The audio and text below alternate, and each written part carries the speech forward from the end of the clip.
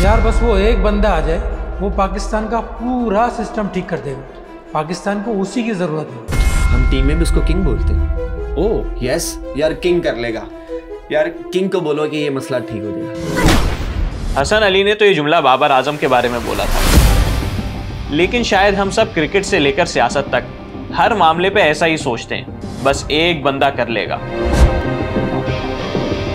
खुमैनी जैसा कोई इनकलाबी या उर्दुगान जैसा कोई रिफॉर्मिस्ट एक दिन हुकूमत बनाएगा, ऊपर जो थोड़े से बुरे लोग हैं, काली भेड़े हैं, उनको लटकाएगा और मुल्क के सारे मसले ठीक हो जाएंगे। कई लोग ऐसा ही सोचते हैं, आप भी शायद ऐसे ही सोचते हो, लेकिन क्या ये सोच सही है? इज इट इवन प्रैक्टिकल के ऊपर के चंद लोगों को लटका दें और पूरा निज़ाम सही हो जाए? ये तब्दीली बेचने का तो अच्छा तरीका है, तब्दीली लाने का नहीं। आइए जानते हैं क्यों, आपके सब्सक्राइब के साथ।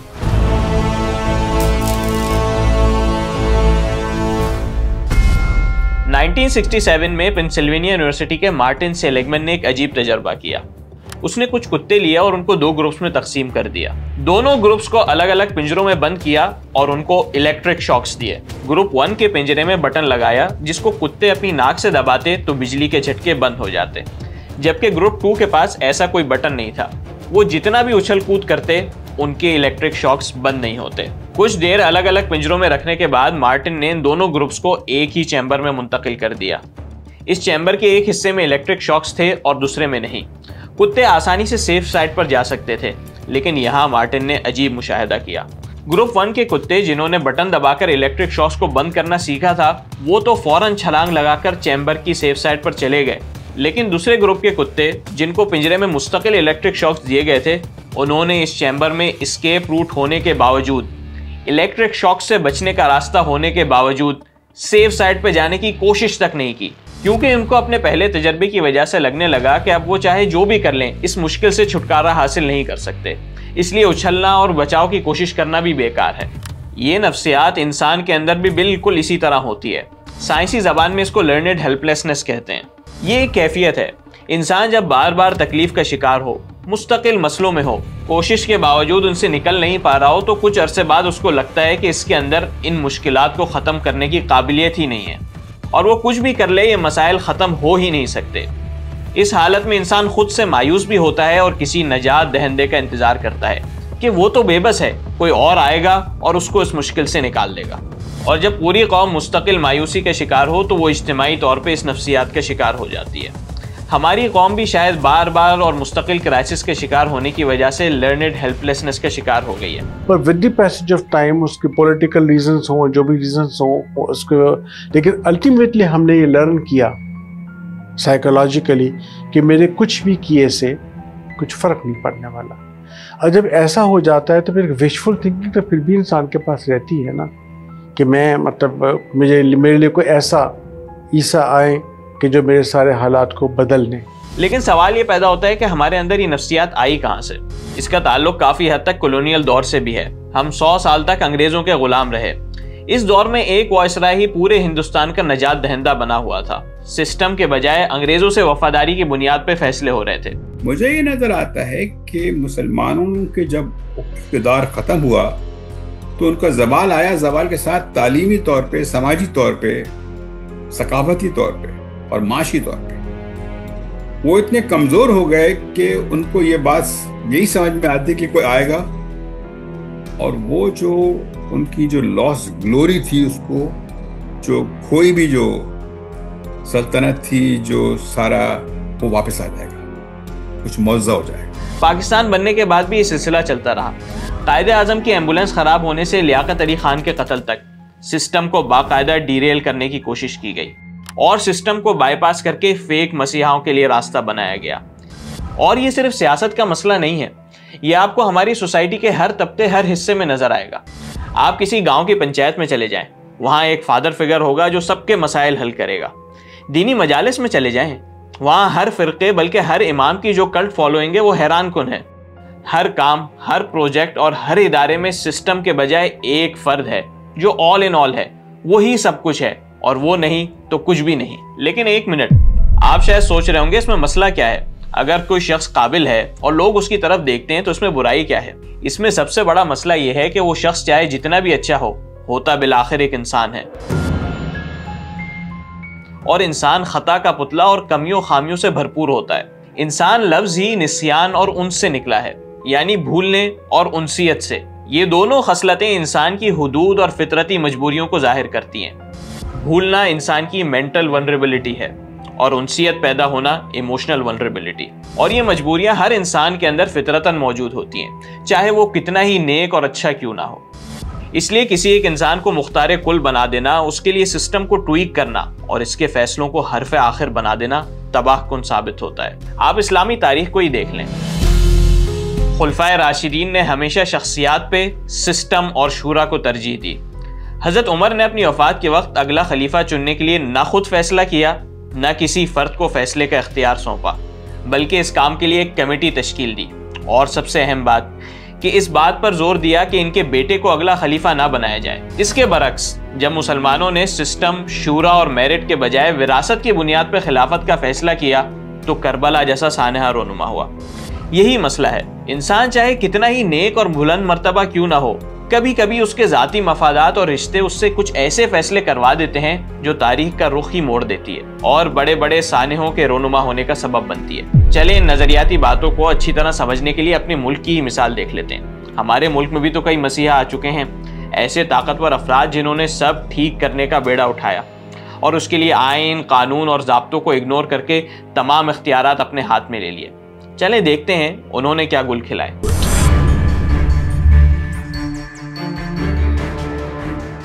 तुमसे पहले वो जो एक शख्स यहाँ तख्त नशी था, उसको भी अपने खुदा होने पे इतना ही यकीन था।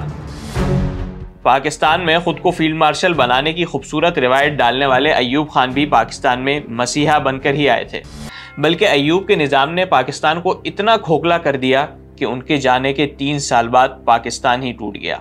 मुझे पता है आप क्या सोच रहे हैं कि अय्यूब तो जर्नैल था, अवामी हिमायत के बगैर आया था, इसलिए इसके सारे इक़दामात अपने इक़्तिदार को मजबूत करने के लिए थे और वो इसीलिए नाकाम हो गया। चलें डेमोक्रेटिक मसीहा की बात कर लेते हैं।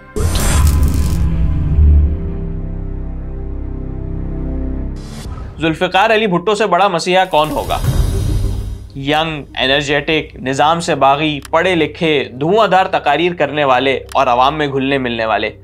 वो एक आंधी तूफान की तरह आए और छा गए। सोशलिज्म, जमहूरियत और अवामी हुक्मरानी इनके प्रोग्राम के कोर पॉइंट्स थे।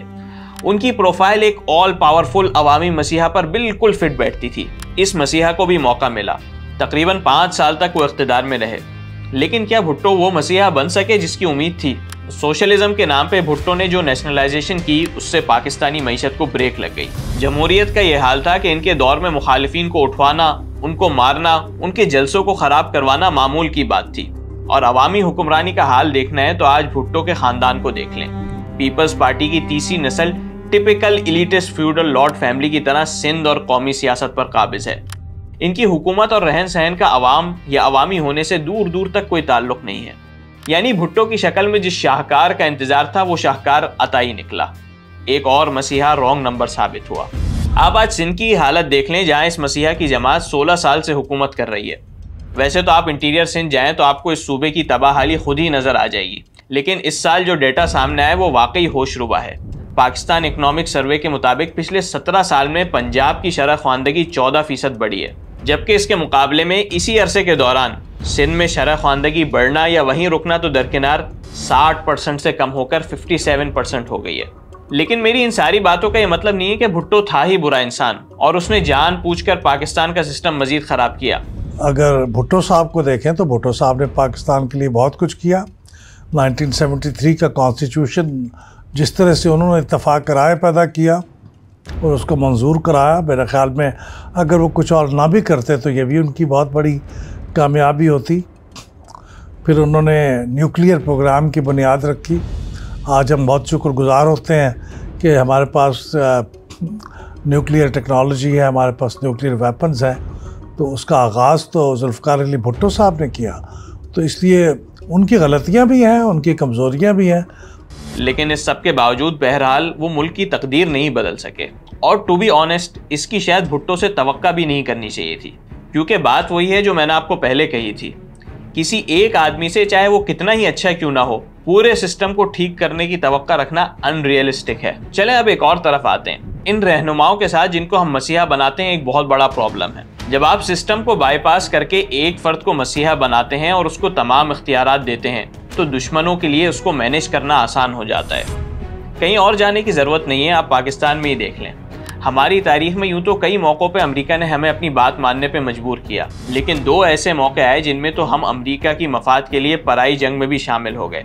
जी हाँ, सही समझे, अफगान जिहाद और वॉर ऑन टेरर। ये दोनों जंगें किसी और की थी, दोनों से पाकिस्तान को आज तक नुकसान हो रहा है और दोनों जंगों में शामिल होने का फैसला फर्द वाहिद ने किया। दोनों मौकों पर पाकिस्तान में मार्शल लॉ लगा हुआ था और अमेरिका के लिए फौजी जर्नल को मैनेज करना आसान था, कोई डेमोक्रेटिक प्रोसेस नहीं था, इसलिए फर्द वाहिद को मैनेज करके तबाहकुन फैसला करवा लिया गया जिसको हम आज तक भुगत रहे हैं। इसके बरक्स जब सऊदी अरब ने यमन जंग में शामिल होने पर दबाव डाला तो पाकिस्तान में जमहूरी हुकूमत थी, पार्लियामेंट ने जंग में शामिल होने से इनकार कर दिया और पाकिस्तान डिजास्टर से बच गया। चलें इन सीरियस मौज़ूआत को छोड़ें और आपकी फेवरेट स्पोर्ट्स क्रिकेट की मिसाल लेते हैं। देखते हैं कि सिस्टम ज़्यादा इफेक्टिव होता है या चंद सुपरस्टार्स, प्रोसेस या मसीहा। 1992 से लेकर आज तक तकरीबन 28 ICC टूर्नामेंट्स हुए हैं। इस दौरान पाकिस्तानी टीम में कई सुपरस्टार्स आए, जावेद मियादाद, वसीम अकरम, वकार यूनुस, शाहिद आफरीदी, शोएब अख्तर। लेकिन सुपरस्टार्स की इस टीम ने 28 में से सिर्फ 2 ICC ट्रॉफीज हासिल की, जबकि इसके मुकाबले में ऑस्ट्रेलिया की टीम में इतने सुपरस्टार्स नहीं आए, लेकिन ऑस्ट्रेलिया ने इसी अरसे में 10 टूर्नामेंट जीते। जानते हैं इसकी वजह क्या है? चलें कप्तान से ही पूछते हैं। ऑस्ट्रेलिया दुनिया की वो टीम है जो दुनिया में सबसे कामयाब रही है। क्यों कामयाब है? क्योंकि ऑस्ट्रेलिया के अंदर जो उनका निजाम है वो सारा टैलेंट ऊपर ले आता है, मेरिट है। लेकिन सच ये है कि कप्तानी हो या वजारत उज़्मा, खान साहब पाकिस्तानी क्रिकेट को खुद कभी ऐसा निजाम नहीं दे सके। लेकिन पाकिस्तान में सब बुरा नहीं है।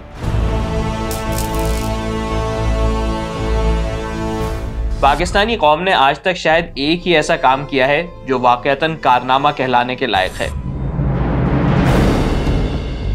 ये कारनामा है न्यूक्लियर पावर बनना।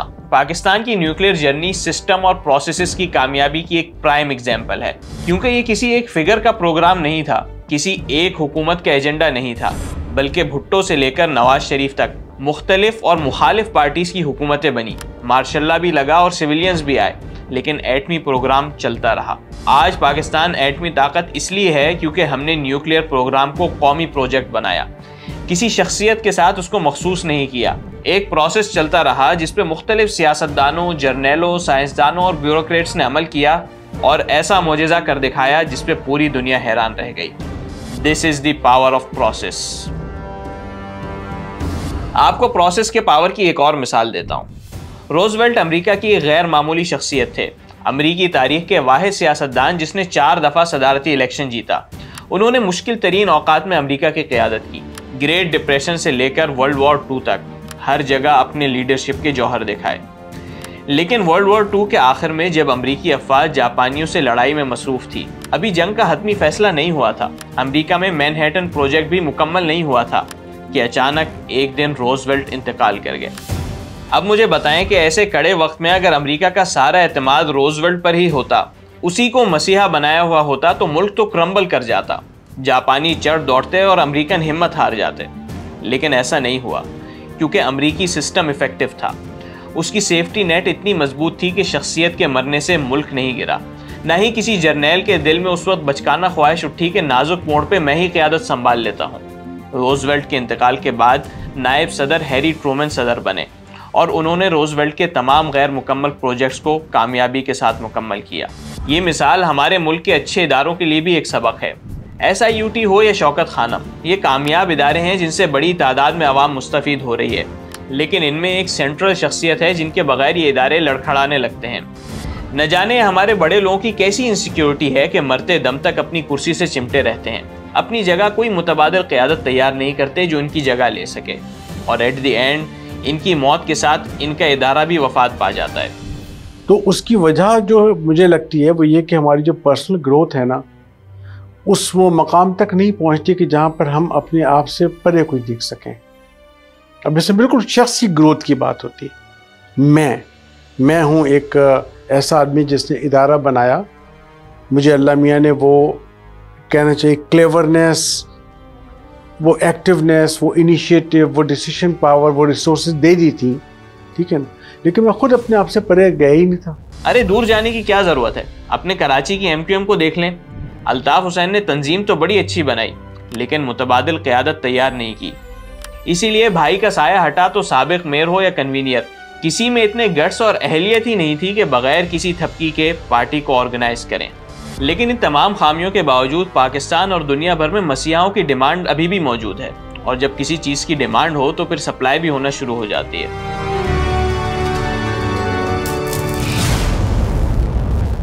अमेरिका में 2024 के इंतखाबात में उम्मीदवारों ने एड एंड PR पे तकरीबन $12 बिलियन खर्च किए। जी, पाकिस्तान के 2-5 साला IMF प्रोग्राम के बराबर पैसा एक इलेक्शन पे खर्च हुआ। और ये इंतज़ामी अखराजात नहीं थे, बल्कि सिर्फ इमेज बिल्डिंग और तशहीर पर लगाए गए। और आपको क्या लगता है ये पैसा कहाँ लगाया गया होगा? इस हेफ्टी मनी से मीडिया में सियासतदानों की इमेज बनाई जाती है, इनकी ऐसी तस्वीर पेश की जाती है जिससे आवाम रिलेट करें, उनको फैमिली के साथ और आम बाजारों में घूमते हुए दिखाते हैं। हमारे यहाँ भी आपने देखा होगा कि सियासतदानों की कोशिश होती है कि उनकी नमाज पढ़ने की या किसी ढाबे पे बैठ के चाय पीने की तस्वीर आवाम तक ज़रूर पहुँचे। ये बाकायदा PR स्ट्रेटेजी का हिस्सा होता है। तो ये ह्यूमन साइकोलॉजी का हिस्सा है। वो एक पावरफुल शख्सियत को देखना चाहते हैं, एक करिस्मेटिक शख्सियत को देखना चाहते हैं। उसके अंदर कुछ फिज़िकल एट्रीब्यूट्स भी हो सकते हैं कि वो हैंडसम हो, टॉल हो, और उसके बाद उसकी गुफ्तगू इम्प्रेसिव हो, और वो यकीन दिला सकता हो कि वो चीज़ों को हल कर सकता है। कहा वो हल करे या ना करे, लेकिन लोगों को यकीन दिला सकता हो, अपनी गुफ्तगू के ज़रिए वादे कर सकता हो, और बाज़ औक़ात तो मज़हब का और अक़ीदे का इस्तेमाल भी कर सकता हो। तो ये लोगों के दिलों में उस शख्स के लिए एक मसीहा जैसी तवक्कुआत पैदा हो जाती हैं। हिटलर से लेकर डोनाल्ड ट्रंप तक हर रहनुमा अपनी मीडिया मैनेजमेंट पे बहुत फोकस करता है, क्योंकि सीधी सी बात है, इसके बगैर आवाम को टोपी पहनाना बहुत मुश्किल होता है। हिटलर के मीडिया स्ट्रेटेजिस्ट गोबल्स ने बाकायदा प्रोपेगेंडा करने के उसूल बनाए हैं। आपने ये जुमला जरूर सुना होगा, झूठ को इतनी दफा दोहराओ कि लोग उसको सच समझने लगे। ये गोबल्स का ही जुमला है। इनकी एक और स्ट्रेटेजी भी बहुत दिलचस्प है, जिसको आज भी पॉलिटिकल PR में फॉलो किया जाता है। इस स्ट्रेटेजी के तहत मुल्क के मुश्किल और कॉम्प्लेक्स मसाइल को सिंप्लीफाई करके बयान किया जाता है, और किसी एक ग्रोह या फर्द को उस मसले का जिम्मेदार ठहराया जाता है। मिसाल के तौर पे दुनिया में बदअमनी को सिंप्लीफाई करके टेररिज्म कह दें और इसका जिम्मेदार मुसलमानों को करार दे दें, या पाकिस्तान में सिस्टम की खराबी को सिंप्लीफाई करके करप्शन का नाम दे दें और किसी एक फर्द या जमात को उसका कसूरवार ठहरा दें। इसमें एक सोची समझी जो है सोच है कि ये बात ना करो, लोगों को किसी ट्रक की बत्ती के पीछे लगाए रखो, ताकि लोग ये कहें कि हालात इसलिए खराब हैं कि फलाना करप्ट है। अच्छा, तो 50 साल 60 साल हो गए, एक के बाद आया। हर जमाने हमने ये सुना कि फलाना अगर उसको हटा दिया जाए तो सही हो जाएगा। बहुत लोग आए, बहुत लोग हटे, मुल्क की हालत तो नहीं बदली। ये तरीका ठीक तो बिल्कुल नहीं होता, लेकिन सिंपल होने की वजह से लोगों को बहुत अच्छा लगता है। लोग बहुत आसानी से मुश्किल तरीन मसाइल का जिम्मेदार किसी एक फर्द, जमात या ग्रोह को ठहरा देते हैं, और फिर इस ग्रोह के खिलाफ हर किस्म की ज्यादती को भी जस्टिफाइड समझते हैं। लेकिन ये स्ट्रेटेजी इस ब्लेम गेम पे ख़त्म नहीं होती। मसला और जिम्मेदार इस्टेब्लिश करने के बाद इस मसले का हल करने वाले मसीहा को पेश किया जाता है, जो अकेला आएगा और तमाम मसलों से निजात दिलाएगा। हमारे मुल्क में तो खैर शख्सियत पसंदी का ये मसला नेक्स्ट लेवल पे है। अब तो आसिफा और मरियम जैसे नेपो किड्स के नाम पे भी प्रोजेक्ट शुरू किए जा रहे हैं। ये शख्सियत पसंदी की बाकायदा इंडोक्ट्रिनाइजेशन है, जिसके जरिए हमारी नस्लों को फेक मसीहाओं की नस्लों का ताबे किया जा रहा है। अब सवाल ये पैदा होता है कि अगर मसीहा हल नहीं है तो आखिर सब ठीक होगा कैसे? इसका जवाब बड़ा आसान है। इंसान तजर्बात से सीखता है। आप दुनिया में कामयाब तजर्बात को देख लें। इस्लाम के बेहतरीन दौर की मिसाल तो मैंने आपको दे दी, पाकिस्तान का वाहिद कामयाब प्रोजेक्ट भी आपके सामने रखा। दोनों में एक ही बात साबित होती है कि लॉन्ग टर्म कामयाबी एक शख्स, एक मसीहा नहीं, बल्कि इफेक्टिव सिस्टम के जरिए हासिल होती है। चलें एक और मिसाल देखते हैं। वर्ल्ड वॉर 2 के बाद से इंग्लैंड में 15 वज़राए आज़म आए। इनमें से एक भी मसीहा फिगर नहीं था। बाज़ ने तो 10 डाउनिंग स्ट्रीट पे कुछ ही दिन गुजारे, उसके बाद फारिग हो गए, लेकिन सिस्टम नहीं लड़खड़ाया। इंग्लैंड आज rule of law, transparency, human development, universities, health care सबके इंडेक्स में दुनिया के बेहतरीन 20 ममालिक में शामिल है। यानी जिस सब ठीक होने का हम ख्वाब देखते हैं, उम्मीद लगाते हैं, वो इंग्लैंड में वाकई ठीक है। लेकिन ये किसी पावरफुल सुपरमैन टाइप मसीहा ने लोगों को लटका के ठीक नहीं किया, बल्कि एक इफेक्टिव निज़ाम के जरिए मुमकिन हुआ। ऐसा मजबूत निज़ाम जिसने वज़ीर आज़म को भी सिर्फ कोरोना के दौरान पार्टी करने पे घर भेज दिया। और यही कामयाबी का राज है, system and process over personalities and मसीहा फिगर्स।